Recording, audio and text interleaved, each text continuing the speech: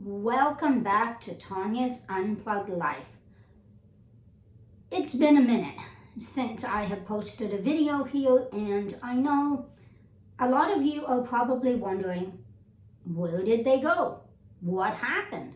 Where has Tanya been for the last 3 years? I have been posting on my Facebook page a few things of what I've been up to, what I've been doing, but mostly I haven't really posted a video yet. And in all honesty, that is because I wasn't really ready to share my story and my journey with you all yet. And that is because a lot happened in a very short period of time.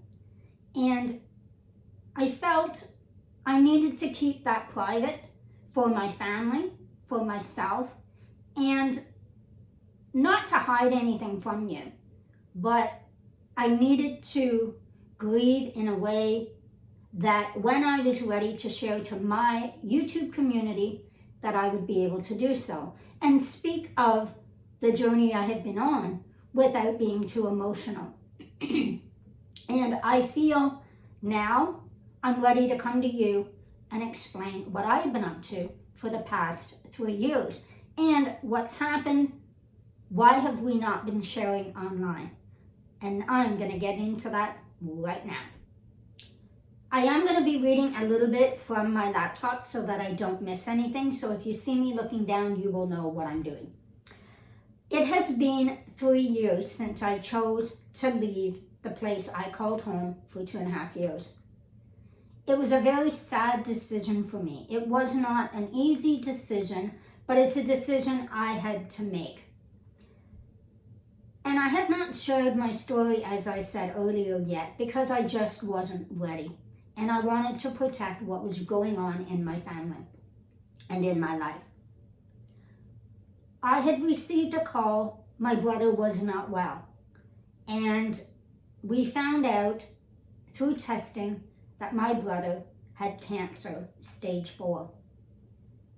Obviously, that changes everything. I come from a very close-knit family. My brother and I are very close. He was 6 years older than myself. And in a country that's very hard to get out of, as in logistics and, 3 hours to the airport, a whole day traveling to get home back to Canada, where I live in Ontario. So I made the decision for myself, for my family, that it was best that I leave Ecuador and come home. I did not know if I was coming home to stay for good or if I was heading back. We didn't know. At the time, all we knew, my brother was sick, I needed to be home. And I started to make that journey back home within a week. I had to get papers for the dog, to transport my dog with me back to Ontario, Ava. As many of you may know, she's my little pup. And getting dogs and pets in and out of Ecuador is not the easiest thing to do. So it took a few days to get that in order for me to be able to travel back to Ontario with her. Was it a hard decision to leave? No. But it was hard to leave the life that I had built for myself for 2.5 years. It was hard to leave my friends. It was hard to leave my family that were friends down there. It was hard to leave the beach style lifestyle. And to say it wasn't easy, absolutely I would be lying. It was very, very difficult.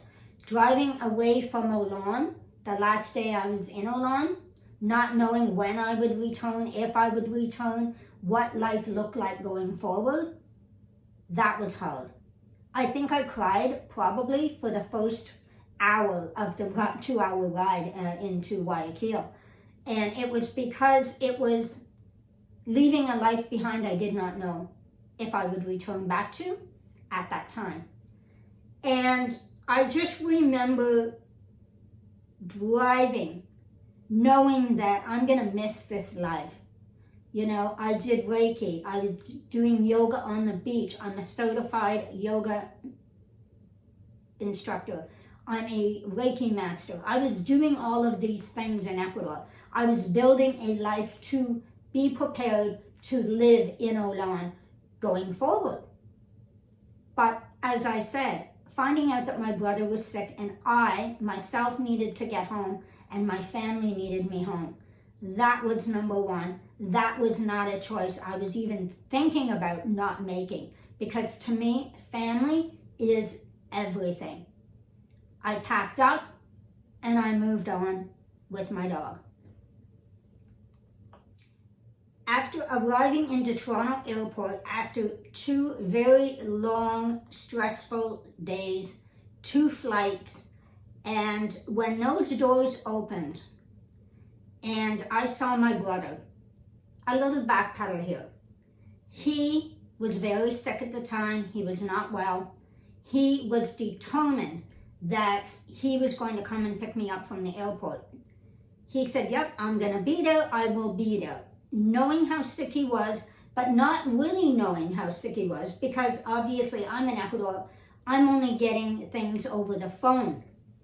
So at the time, we really honestly didn't know how sick Kelly was, but I knew he was not well. So I even told him before I came, maybe bring somebody. That way, if you're not well, you don't have to drive. You can relax. You could sleep.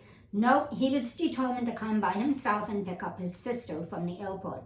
That day, I will never forget.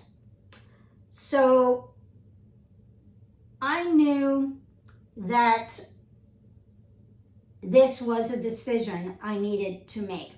When those doors opened at Toronto Airport and I saw my brother coming, that was a memory I will never forget. Being able to hug him, being able to see him, being able to look into his eyes, knowing that he's not well, we know he's not well, but really nothing needs to be said at that time.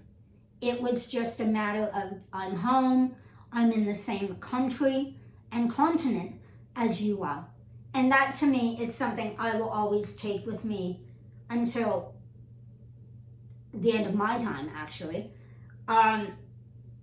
So was it worth it? Absolutely. It was worth being home. It was worth the time I had with my brother. This was in March when I landed. So you can imagine 2.5 years, no clothes, no winter boots, no coat, no nothing. It is cold. So I know I have to go on a shopping spree the next day in order to be able to keep warm. Obviously in Canada, it's cold, it's windy, it's snowing, and I had nothing. I had absolutely nothing to keep me warm. So I knew a shopping spree probably at the secondhand store was in store for me. So the next day, I obviously went out, I got what I needed. At that time, I was staying with my mom, and I was crashing on her floor, basically on an air mattress. And you do what you have to do, and family does and do what they need to do to make things work. So I was grateful for my mother allowing me to stay there and to be able to be with family. So moving through the summer, we had beautiful family time. My niece had a baby at the time. They flew in from Newfoundland to Ontario, pardon me, so we could all meet James. And my brother got to meet his first grandchild, which is a beautiful thing to watch. And it was beautiful. So Kelly fought cancer for 9 months. He did pass away December 1st, and just before Christmas. And that was a very difficult, very hard time for our family. Christmas was his favorite time of year.